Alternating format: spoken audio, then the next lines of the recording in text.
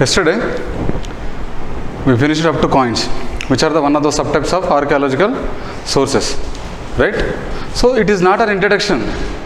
That introduction is subject. We are dealing with the subject. Okay. So study of coins is known as numismatics. Archaeological Survey of India comes under which ministry? Ministry of Culture. Okay. It is a executive body, legal body or statutory body? It is a statutory body. What is statutory body? Because it is established by the Parliament through an act. CBI, Central Bureau of Investigation, it is not an statutory body. It is an executive body. Because there is no separate law dealing with the Central Bureau of Investigation. It is just framed by the Delhi Special Police Establishment Act. Through the Delhi Special Police Establishment Act, the CBI established. So there is no separate act law dealing with the CBI particularly. So CBI is not a statutory body. It is an executive body, comes under the Ministry of Personnel. So the Archaeological Survey of India, which is the sole designated authority to deal with the archaeological sources. What are the archaeological sources? Material remains, material findings, coins, inscriptions, monuments, sculptures, images. So whatever the things which I said now are dealt by the Archaeological Survey of India under the Ministry of Culture. What is the logo of Archaeological Survey of India? What is the logo? Sanchi Stupa. I told you right yesterday class. I told you yesterday. Sanchi Stupa, located in which district? Sanchi district of Madhya Pradesh, which is a UNESCO World Heritage Site in the year 1988 and 1918. And of course, for UPSC, no need to remember these kind of years. Whether it is any historical significance, then definitely I will tell you which year you have to remember, which year you don't have to remember. Okay, memory is very limited. You have to utilize it very effectively and very essentially. Edaithe essential information, that is only required to remember. Okay, so please it effectively and efficiently. Okay, so Sanchi Stupa, which is the logo of Archaeological Survey of India, located in Sanchi district of Madhya Pradesh, is the logo, and it is a UNESCO World Heritage Site. If somebody travel to Delhi, you will get a station in middle of Madhya Pradesh known as Sanchi. You will see from the railway station the top view of the Sanchi Stupa. Okay, ఢిల్లీకి వెళ్ళినట్లయితే మధ్యప్రదేశ్ మధ్యలో Sanchi, of course there is no అంటే halt ఉండదు majorly, because it is a small station. For tourist destination the Sanchi station is created, railway station. So మీరు Sanchi station వచ్చినప్పుడు you will definitely see from the top view, because it is located on the hillock. Hillock అంటే just like a hill. Okay, so who are the first people to issue the coins? In which period?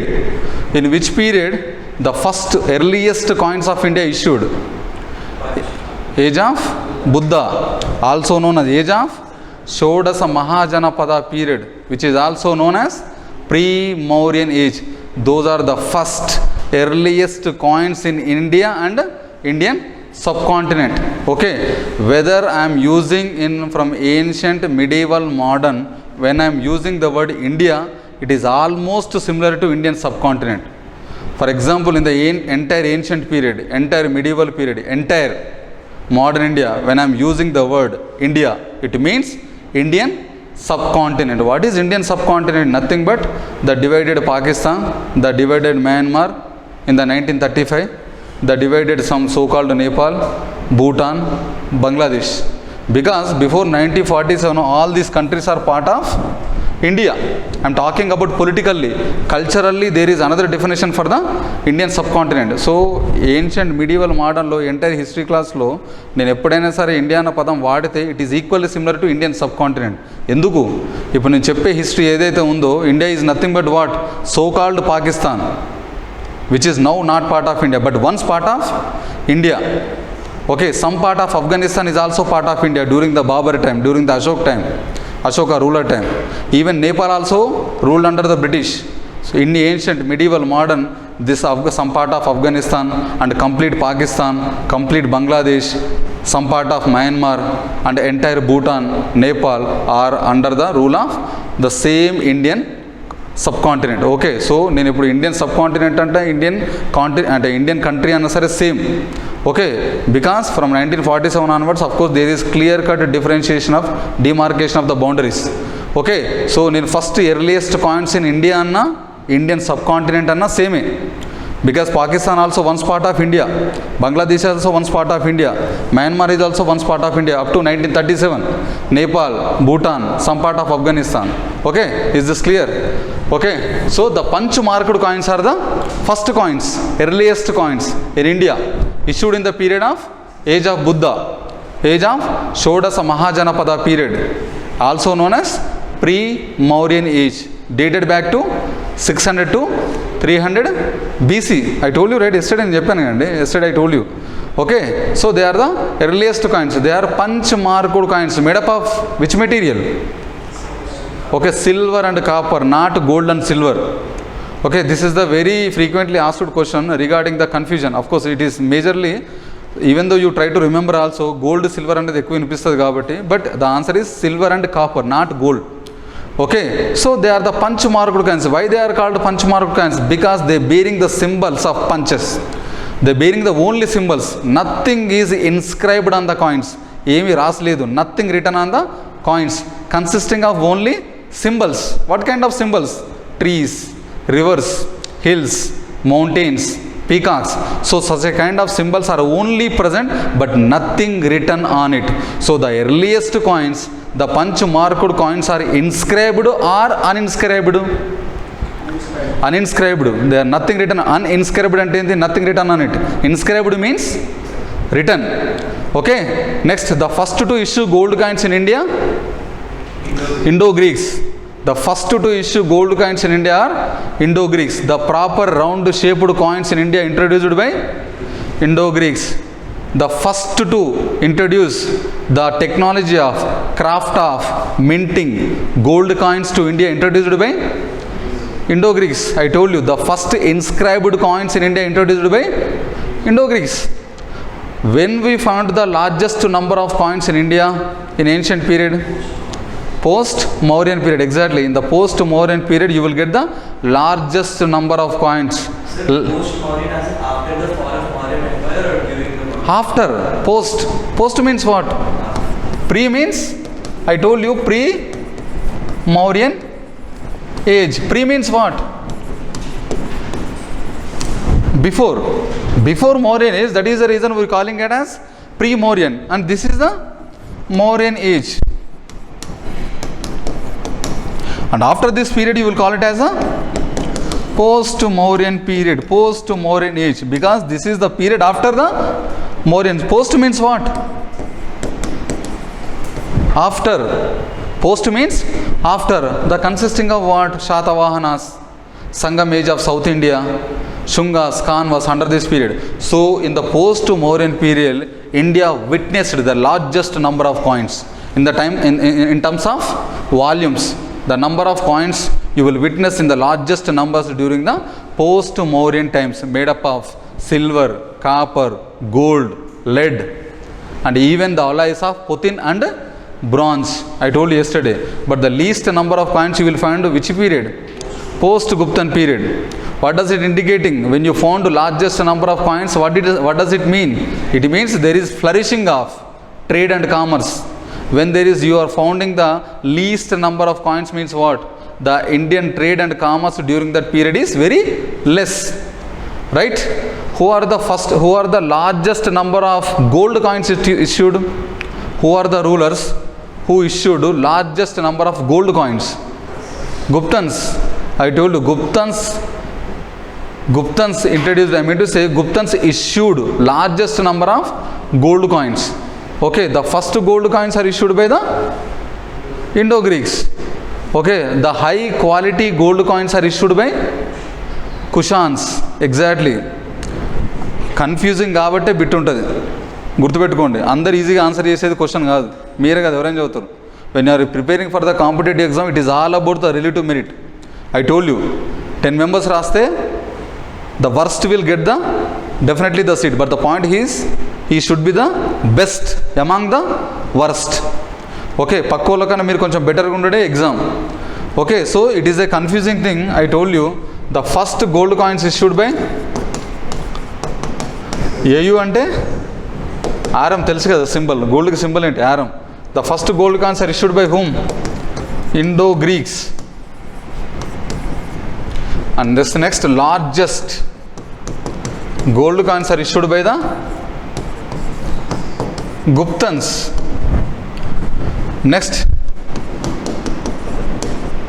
high quality gold coins issued by the Kushans. High quality gold coins are also issued by the Kushans. So coins are the first most important source or second most important source? Coins are the second most important source to study history in the archaeological sources. Okay, let's start this topic after coins. Next is inscriptions.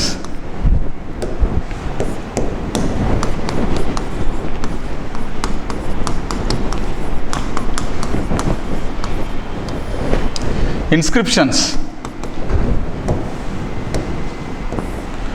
Inscriptions. Inscription, the study of inscriptions is known as epigraphy.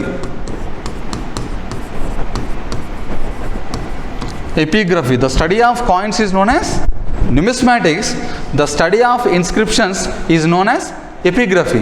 The study of old writings is known as paleography.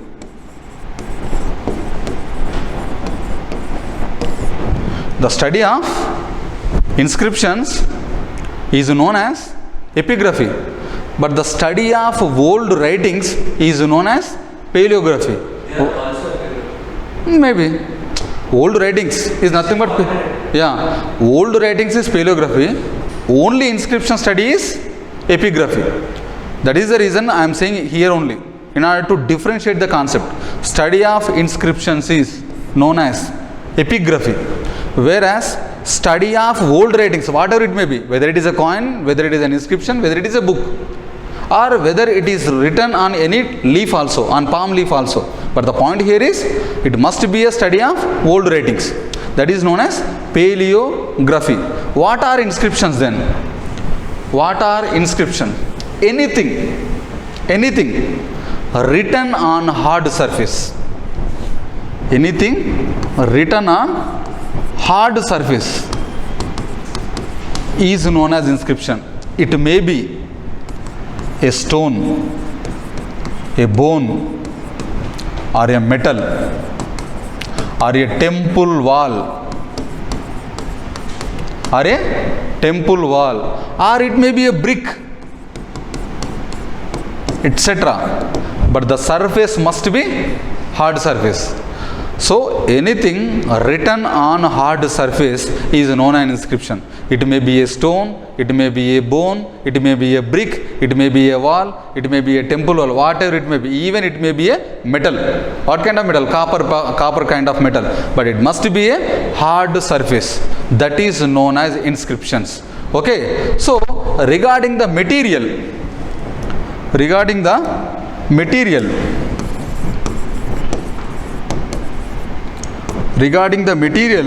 the first material used by the people to issue the inscriptions are stone.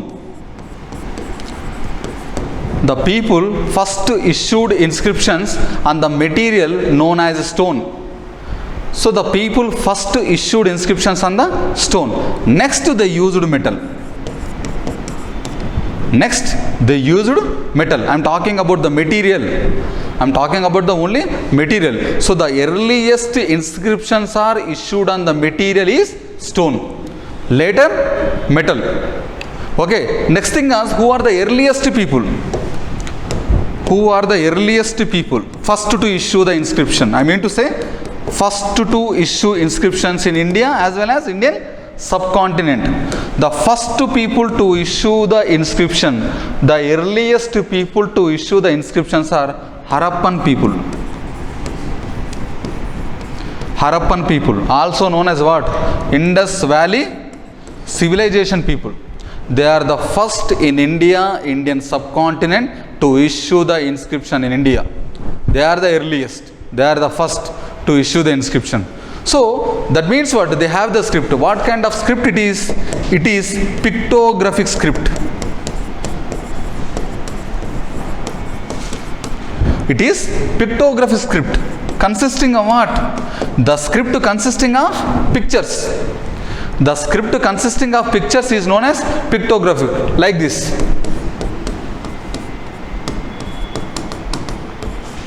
Like this, it consisting of only pictures. That is the reason historians unable to decode, unable to understand what does it mean. That is the reason they are undeciphered.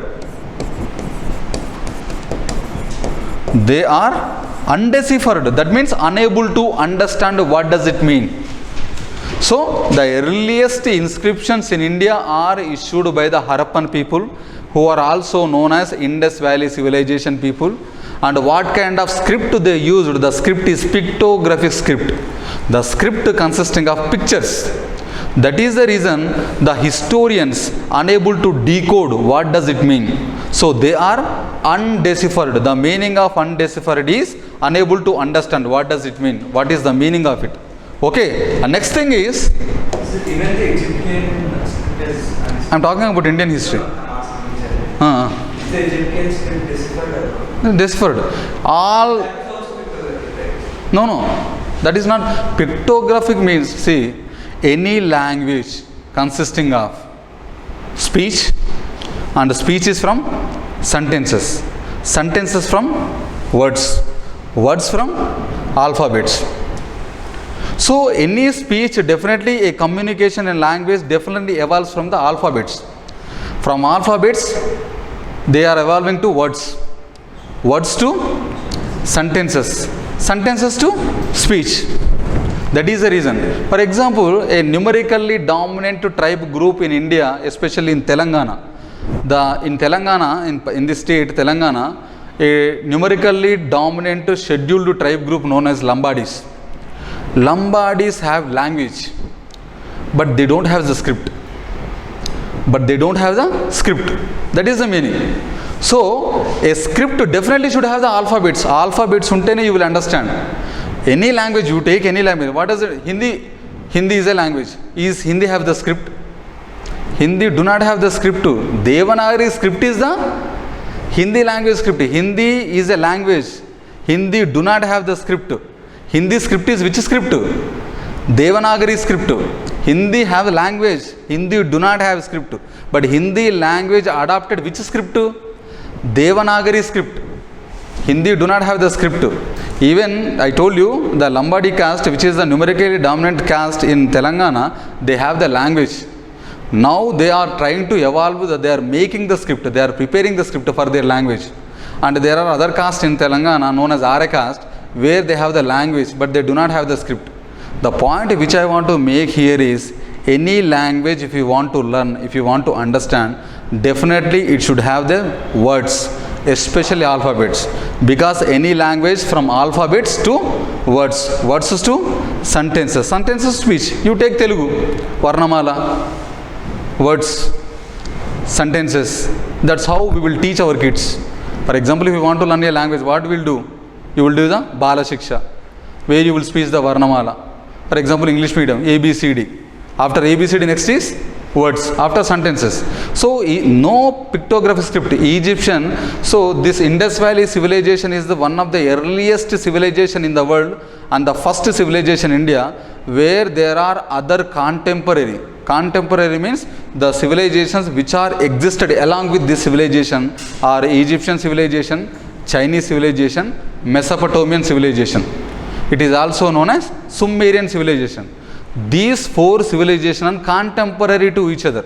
In India, it is Indus Valley civilization is existing. At the same time, in Iraq, the Mesopotamian civilization is existing, which is also known as Sumerian civilization. At the same time, in Egypt, on the banks of Nile River, Egyptian civilization is existing. At the same time, in the same period, in the China country, on the banks of Huanghe Valley, the Chinese civilization existed. But the point here is, except this Indus Valley civilization, all civilization script is deciphered. They understood. Even we got so much information about the Indus Valley civilization, not from the Indus Valley civilization.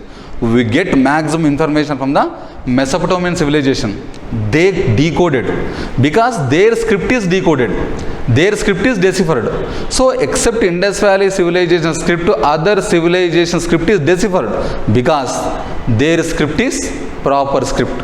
They have the words, they have the sentences and everything. But unlike the Egyptian, unlike the Indus Valley civilization, where their script is pictographic, consisting of pictures. So according to historian, a picture may be a sound, it may be imagination, it may be an emotion. We don't know what does it mean, what they decoded, because they invented their own script. That is the problem. The Egyptian civilization script is somewhat similar to the Mesopotamian civilization. And the Mesopotamian civilization terms and somewhat words are, they should understand by the Chinese civilization. But whereas Indus Valley civilization people invented their own pottery, invented their own script.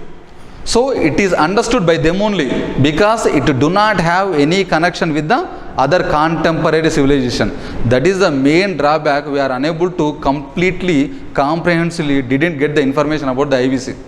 Because it is still a debatable, most intensely debated topic regarding the IVCs, how they are evolved. What is the origin, how the greatest civilization, because all these four civilization, which is the majority, vast territorial extent is existed. IVC existed 3.1 million square kilometers, even more larger than the other civilization. But the point here is we don't know how it is originated, and we don't know even now also how it is disappeared. Because their script is unable to decipher it, because it is consisting of pictures. I told you, a picture may be a sound, an imagination, or a thought, or an emotion. We don't know. But the other script is deciphered, and we get a maximum amount of information regarding the IVC, their trade, their commerce, their skills, their culture relations. We get maximum from the Mesopotamian civilization, which is existed in the Iraq, because IVC people have the so much cultural, commercial relations with the Mesopotamian people, and they decode, they written their inscriptions mentioning about the IVC, regarding the exports, regarding the imports, regarding the people names. That is the point. So no, Egyptian all civilization script is consisting of alphabets, but unlike the Indus Valley civilization where the script is pictographic. That is the reason it is undeciphered, that is unable to understand. Next thing is, next, the earliest, the first deciphered inscriptions in India.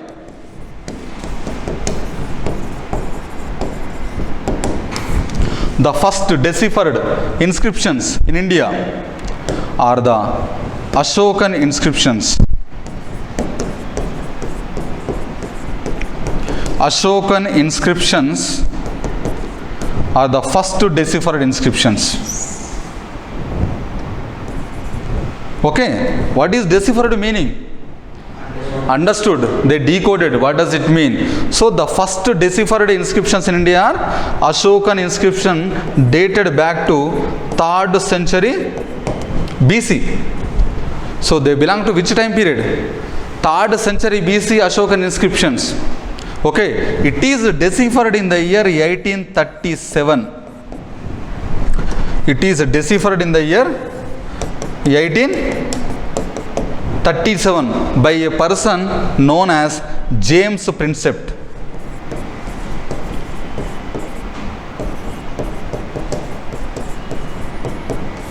A British officer who deciphered the Ashokan inscriptions.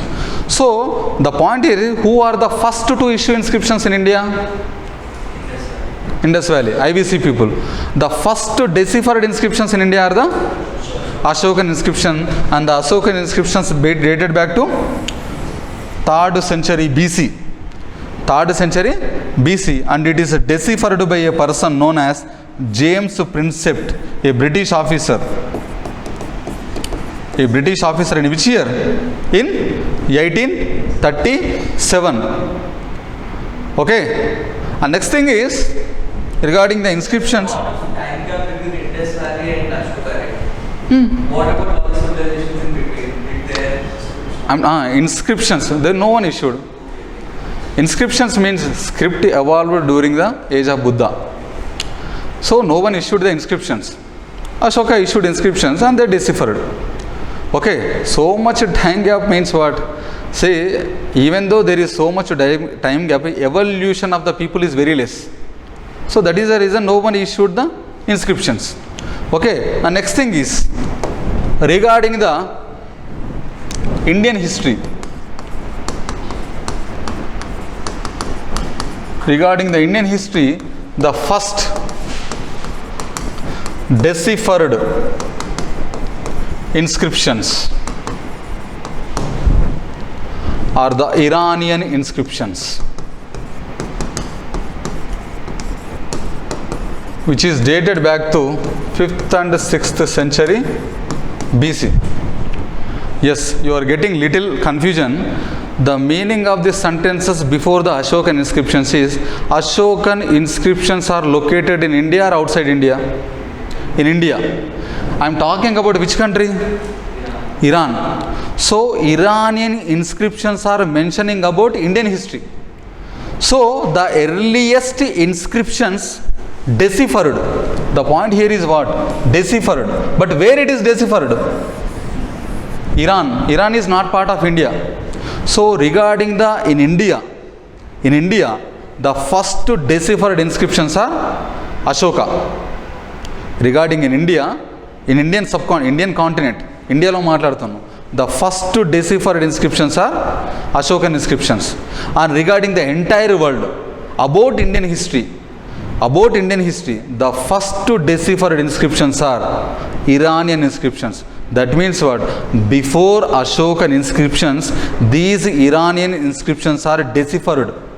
Okay, before Ashokan inscriptions, these Iranian inscriptions are deciphered by the historians. But the point here is, where it is located?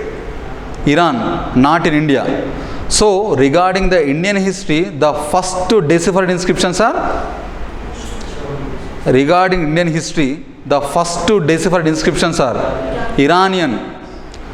Regarding the Indian history, the first deciphered inscriptions in India, Ashokan.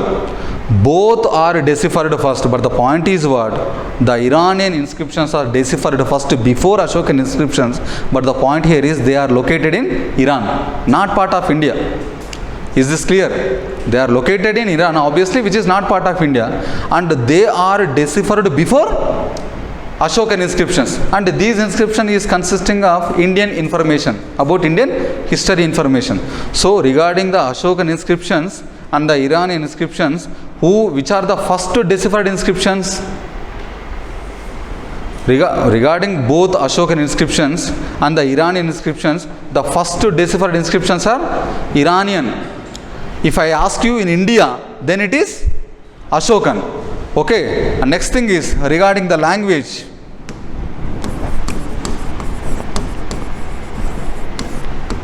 Regarding the language, the first used language for inscriptions is Prakrit. Belongs to obviously which period? 3rd century BC. Who issued?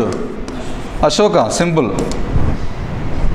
Ashoka. Regarding the language, I told you Ashokan inscriptions are first, because of course you can ask me, sir, Indus Valley civilization script is there, right? So it is also language. No, it is not considered as a script, because it is consisting of pictures. According to the literary sources, a script is nothing but consisting of alphabets, consisting of grammar, consisting of words, sentences.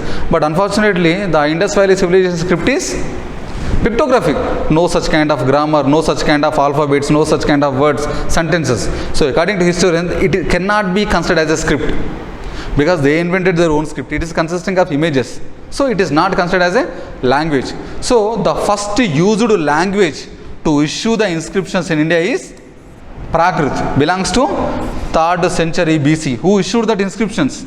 Ashoka, the great Ashoka. And the next used language is Sanskrit.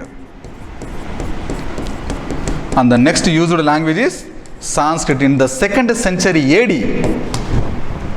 in the 2nd century AD. And after that, the regional languages. After that, the regional languages in the 9th century AD.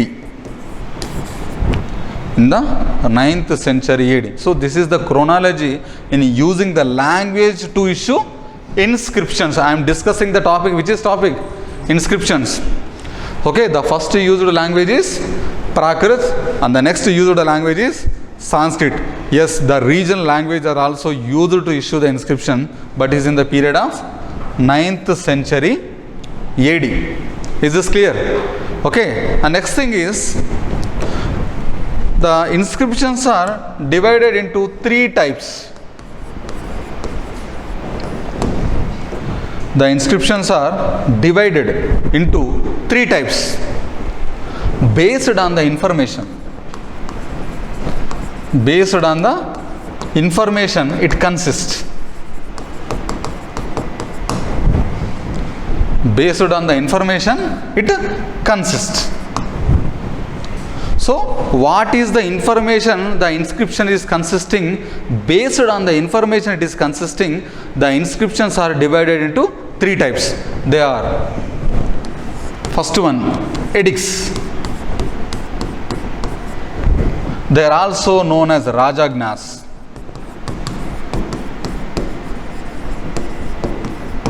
Edicts, which are also known as Rajagnas. Next one, Prashastis. They are also known as eulogies.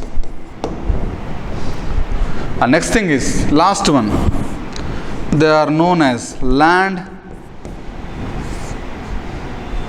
charters, also known as Dhana Shasanas. So this is the inscriptions classification based on the information it is consisting. The first one is edicts, which are also known as Rajagnas. And next thing is Prashastis, which are also known as eulogies. And the last one is land charters. They are also known as Dhana Shasanas. So this is the classification of inscription based on the information it is consisting. Okay, so let's discuss one by one and with the examples also, so that you can understand this concept very well, especially with the examples. Okay, so let's discuss what are edicts.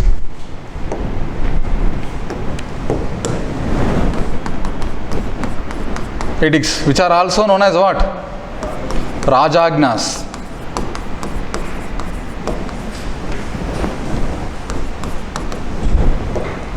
Edicts, also known as Rajagnas. That means what? Raja Agnas. It is consisting of royal message. A king directly issue the message through the which inscriptions. So consisting of royal message in the inscriptions. Okay, so the inscriptions consisting of royal message. What is royal message? Nothing but king is issuing the message to the people through the inscriptions. That means what? A king is speaking with the people directly through his inscriptions. That is known as royal message. That is the reason it is known as Rajagnas. Raja Agna. That means what? A king is directing the people, messaging the people, ordering the people through his inscriptions. That is known as, it is also known as edicts. That means a king is speaking to his people through the inscriptions. What kind of message he is giving? For example, I will tell you an example, best example, so that you will understand the concept easily. Ashoka is the only first and last ruler who issued this inscription, who issued edicts.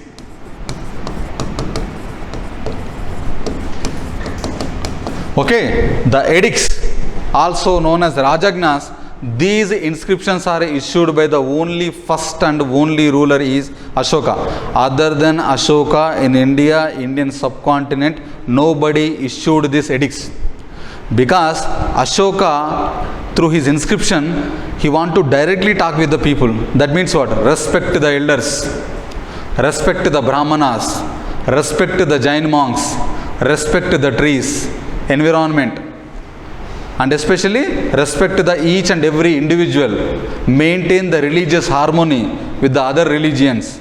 So he is not ordering somebody. That means he is giving the message to the people, do this.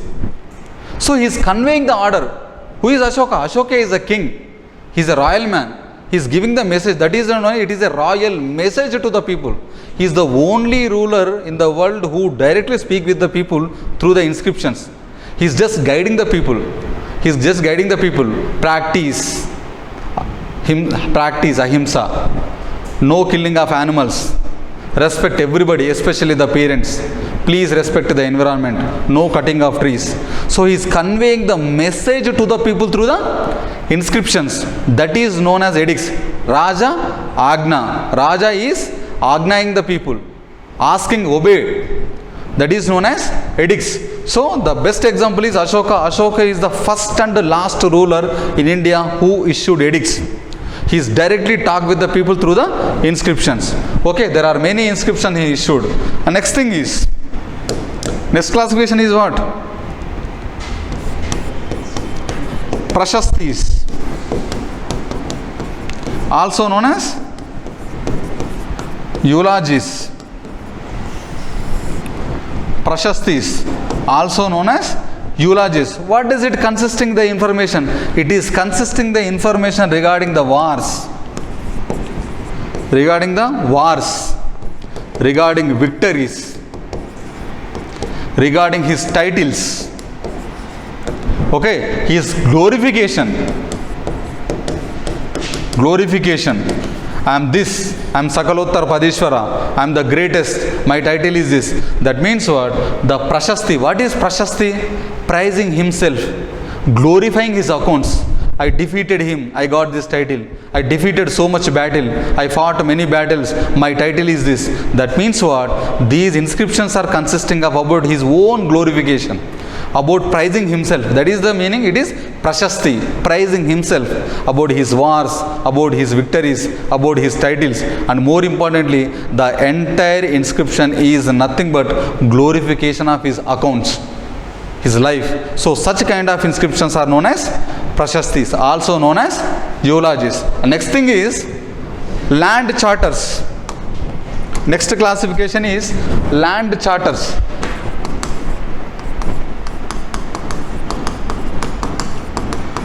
Also known as Dhana Shasanas.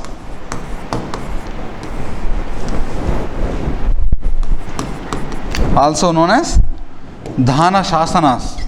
What does it mean? This inscription is nothing but dealt with the land donations. It is nothing but Dhana Shasanas. What is Dhana? Donation. Donating the land. Land charter, that is the inscription, the charter consists, charter means what? Order.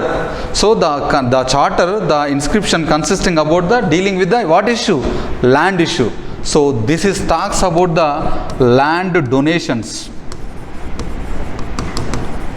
It talks about the land donation. For example, Ashoka donated lands to the Buddhist monks. He issued the land donation charter through the inscriptions. So the inscription which is consisting about the land donations, and such kind of inscriptions are known as land charters, also known as Dhana Shasanas. That means what? The Shasana means what? Agna, order, through the inscriptions, consisting of which it is Dhana. That means donations. So the inscriptions which is discussing about the land donations, such kind of inscriptions are known as land charters, also known as Dhana Shasanas. And a very important point here is the majority of the Dhana Shasanas issued on copper plate. Very, very important point. If it is anything talks about the copper plate, you can easily blindly follow that it is talking about land charter, land donation. Okay. For example, I will give you example for the land charters also. The example is Pune copper plate inscription issued by Prabhavati Gupta. Prabhavati Gupta. Who is she? She is the daughter of Chandra Gupta II. She is the daughter of Chandra Gupta II. Which dynasty she belongs in? That means Guptan dynasty. So the example for the thing is regarding the land charters for the Dhana Shasanas is Pune copper plate inscription. What does it mean? Copper plate. Copper plate means what this inscription talking about? She donating the land to a Brahmana. A land donation to the Brahmana is nothing but you will be relieved from the all kinds of sins. Sarva khara bhara vimukta. Sarva khara bhara vimukta. That means what? If you do the donation of a land to the Brahmana, you will be relieved from you will be freed from the all kinds of sin you are committed in your life. That means what? It is completely mentioned regarding these sentences, Sarva Khara Bhara Vimukta, in this Pune copper plate inscription. Copper plate, what does it mean? Consisting about the information of land donation issued by Prabhavati Gupta. Who is she? She is the daughter of one of the great rulers in India, that is Chandra Gupta II, who belongs to Guptan period. Okay, so these are the three kinds of inscription. And next thing is, if you want to write for the Prashasti, that means eulogies, the example, if you want to write, you can write the example Samudra Gupta.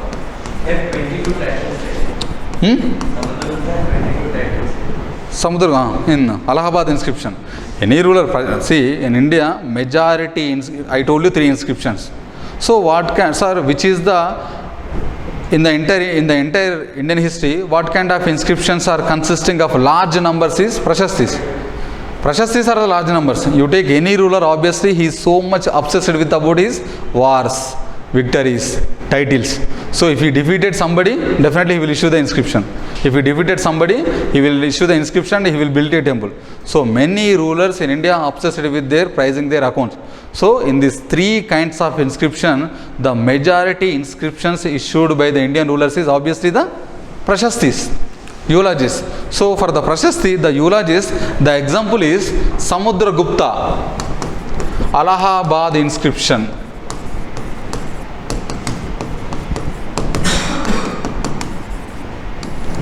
Samudra Gupta's Allahabad inscription. So this Allahabad inscription issued by the Samudra Gupta, I am referring that it is an example for the Prashasti and eulogies. What does it mean? It talks about war. I defeated Aryavarta, that means entire North India I conquered. I defeated Aranya Rajya, that means I defeated complete tribal kingdoms. I defeated Dakshanapada, that means I defeated completely the Dakshana kingdoms. So that's how he is prizing his accounts. That's how he is. I am Anukampava. He says I am Anukampava. That means who never sees the defeat. So that means what? He is always glorifying his accounts in this inscription. So that is the reason I am giving the example for this Prashasti, eulogies. Okay. And next thing is, you have to note in the limelight issue, write down note under the inscriptions, note Bharat Shri project, Bharat Shri project, write down in the bracket 2023. So this is actually project and which implemented from 2023 budget, Bharat Shri project. Write down Bharat Shri project, Bharat shared, Bharat shared, repository of Bharat shared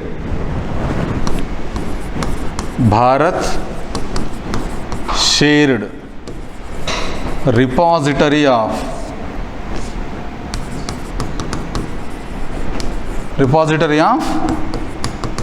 inscriptions. Bharat shared repository of inscription is nothing but what? Acronym of Bharat Shri. In your language, if I say, it is a full form. Bharat shared repository of, I means inscription. This is the project devised in 2023 budget. What is this target of the budget? I mean to say, Bharat shared repository. Repository means what? Storage. The storage of inscription. Obviously, inscriptions are issued many thousand years back. Just now I told you, Indus Valley civilizations people, that is popularly known as Harappan people, are the earliest people to issue the inscriptions. When they issued the inscription in 2500 BC. In 2500 BC they issued the inscription. I am talking about Ashoka. Ashoka issued his inscription in which period? 3rd century BC. In 3rd century BC he issued the inscription. I am talking about Samudragupta Allahabad inscription, and along with the Prabhavati Gupta, who is the daughter of Chandragupta too, belongs to Guptan dynasty. And that Guptan dynasty existed in which period? 5th century AD. That means 400, 500. So they are issued many years back. Obviously they are prone to deterioration because they are exposing to the many different kinds of climatic conditions. Right? Inscriptions issued through the roadways, highways, where their dynasty located. So obviously they are prone to the deterioration because of the what? Harmful climatic conditions, by rains, by scorching heat, by weather conditions. So the government is came up with the concept to store this data, to store this inscriptional data. So what they created is, they want to create epigraphy museum. Epigraphy museum through virtually. Okay, you can say, write this. If you are confusing it, write down digital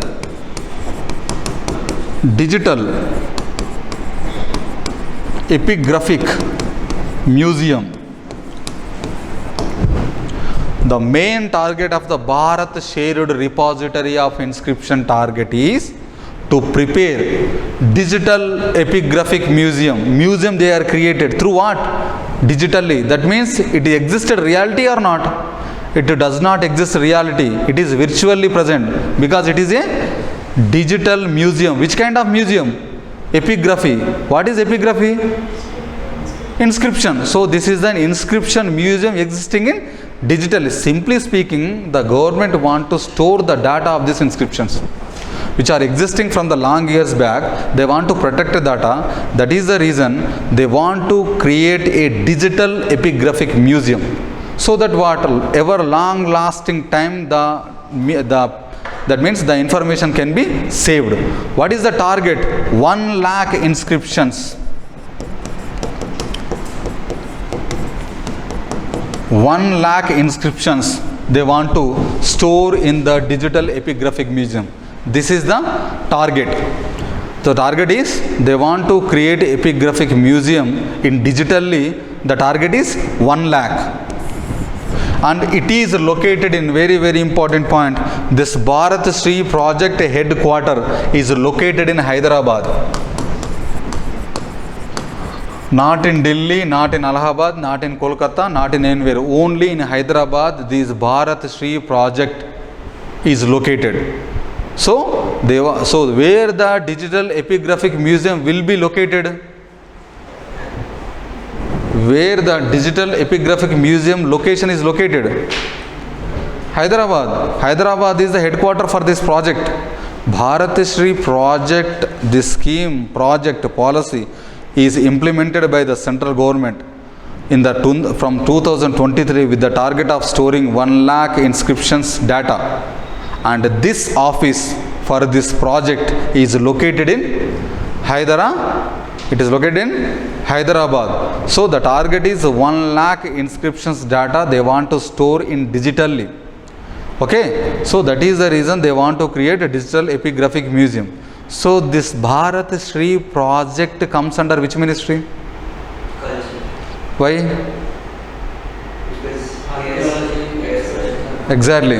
So obviously I am saying that epigraphy. So I am discussing which sources now? I am discussing which topic actually? I am discussing, I told you there are 2 types of sources, right, in the yesterday class. One is archaeological sources, next thing is historical sources, also known as literary sources. So the first thing I am discussing about the archaeological sources. In this archaeological sources, I completed about the material remains, also known as excavated material. Second thing is monuments, also known as sculptures, and the third one is coins. Fourth one is inscriptions. So I am discussing which sources? Archaeological sources, which is the sole designated authority to discuss, to deal with the issues of the archaeological sources. ASI, Archaeological Survey of India. So Archaeological Survey of India comes under which ministry? Ministry of Culture. So that is the reason even Bharat Shri project comes under which ministry? Ministry of Culture.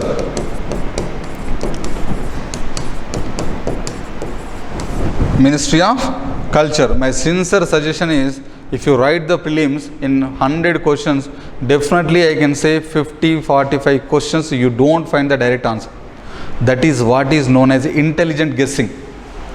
Okay, if you know the basics very well with the perfection, it is easy for you to eliminate the options and you will deduce the answer very easily. You will filter the answer. This is what?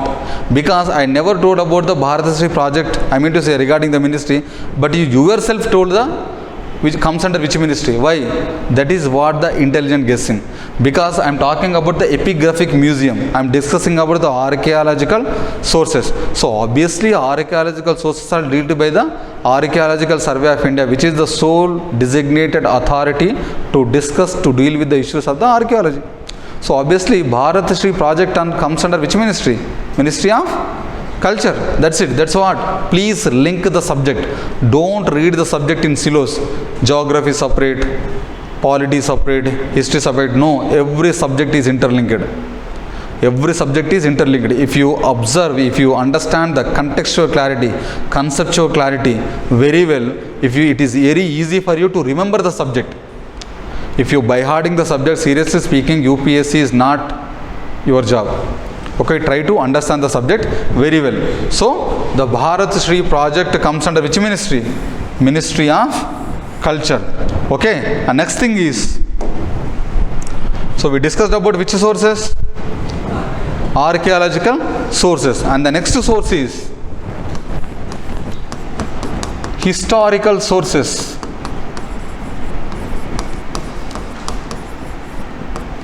Historical sources, also known as literary sources. Historical sources, which is also known as literary sources, and this is the next classification after the archaeological sources. Okay, it will take some time, so we will stop here because the class is just 1 hour only, right? Okay, so it needs a lengthy discussion. It will take time. So I am stopping here. Okay, in the next class we will discuss about the literary sources, also known as historical sources. This is actually history, because archaeological sources are the cup of tea of archaeologists. And now from the written records only, the historians will study the history. Okay, through the books only. Until now we discussed about the archaeologist's duty. It is not the historian's duty. So the written records only the basis, sources for the historians to restructure their history, to reframe the history in a chronological way, in a proper way, organized way, systematic way. Okay, in the next class we discuss about the historical and literary sources.